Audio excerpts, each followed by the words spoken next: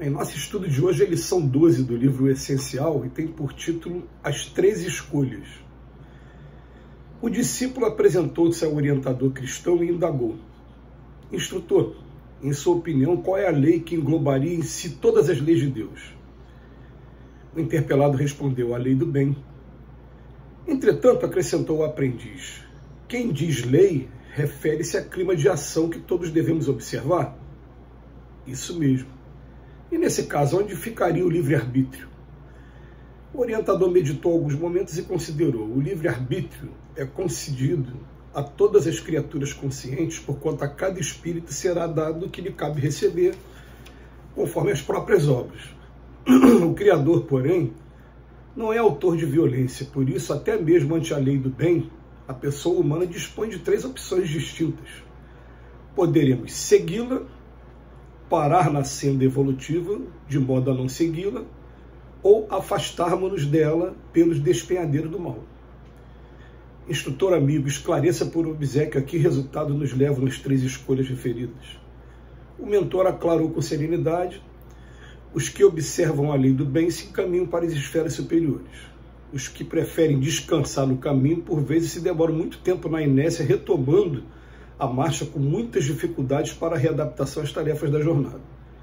E os que se distanciam voluntariamente nos reveladouros do desequilíbrio, muitas vezes gastam séculos presos nos princípios de causa e efeito, até que um dia deliberem aceitar a própria renovação. Compreendeu? O aprendiz fez leve movimento afirmativo e começou a pensar.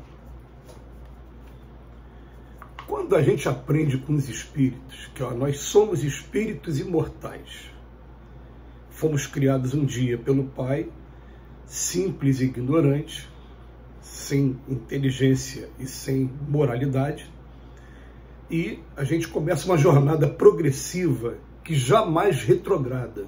Essa informação, ela é uma informação interessante para a gente compreender esse texto aqui de hoje. Jamais retrograda. O que pode acontecer se a gente fosse traçar um gráfico, você começa na evolução e de repente você estaciona. Você fica ali naquela linha ali o tempo todo, estacionou. Agora, retrogradar não vai acontecer isso. Retroagir não vai acontecer isso. Tem uma pergunta no Livro dos Espíritos que incomoda algumas pessoas. A mim incomodou também quando eu li a primeira vez. Você não fazer o bem já é um mal. Fala, peraí, para tudo.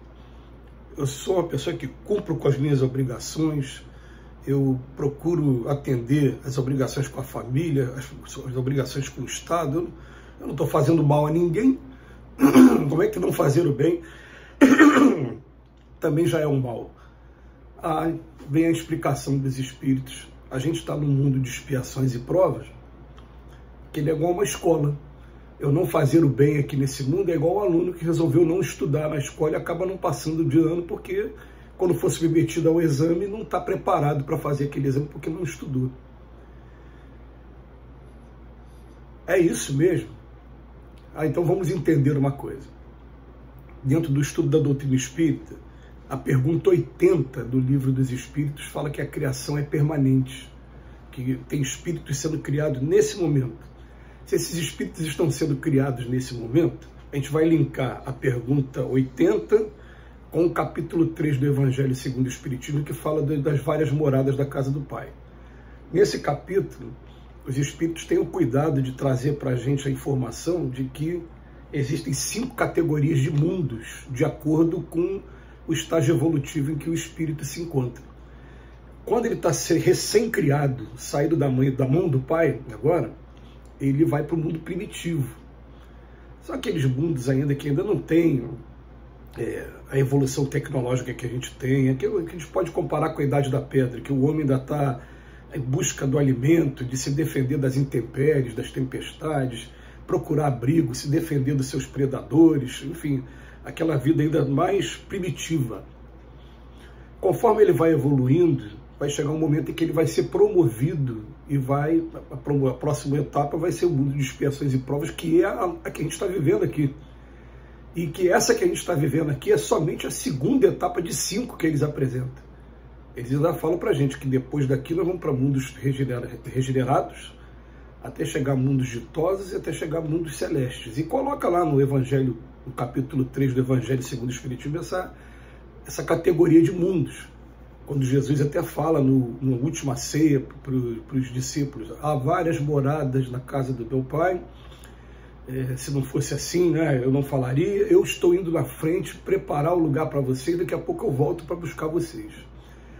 Aí os Espíritos vêm dizer isso para a gente, vêm dizer que nós estamos, por exemplo, no mundo de expiações e provas, que a Terra é só mais um desses mundos, porque se são 5 categorias, só que eles estão apresentando para a gente, por enquanto, dentro da nossa capacidade de compreensão, 5 categorias.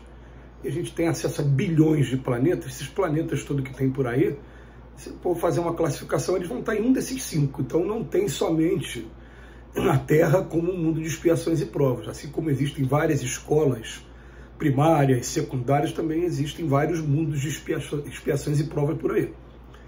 Mas o que acontece? A gente vem para cá, né? Se a gente estiver no caminho evolutivo, quando a gente conseguir ter a disciplina de receber a orientação e tomar o cuidado de se esforçar para praticar aquilo, é a primeira orientação que o discípulo aqui recebe. Ele vai tomar o caminho do bem e daqui a pouco, naturalmente, ele vai ser promovido para um mundo de regeneração. E se ele estaciona, ele fica parado, não faz nada, não faz nem o bem nem o mal, ele acaba não obtendo a aprovação ainda, não teve modificação do sentimento dele.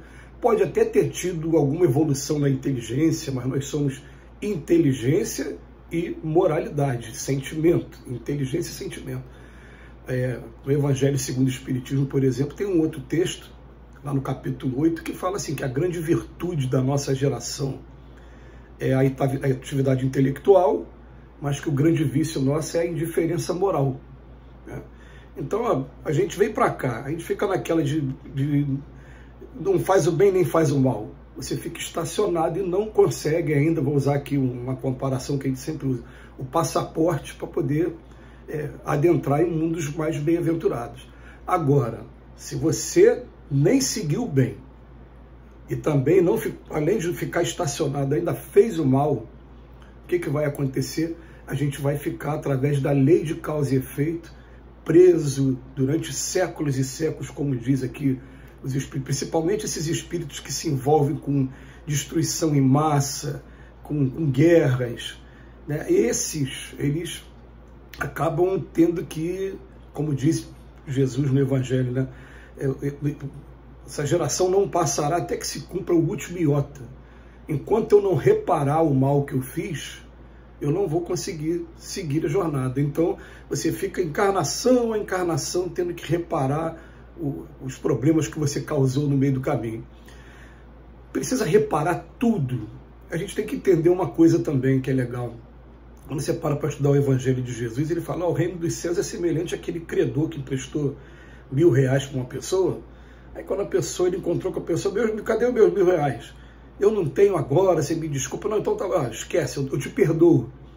Só que aquele que estava devendo R$1.000, quando virou a esquina, encontrou com um que ele tinha emprestado R$10 só, pegou o cara pelo pescoço e falou: eu quero meus R$10. Aí o outro credor viu, falou: pô, não acredito, cara, eu te liberei de R$1.000 e você está fazendo isso com ele por conta de R$10.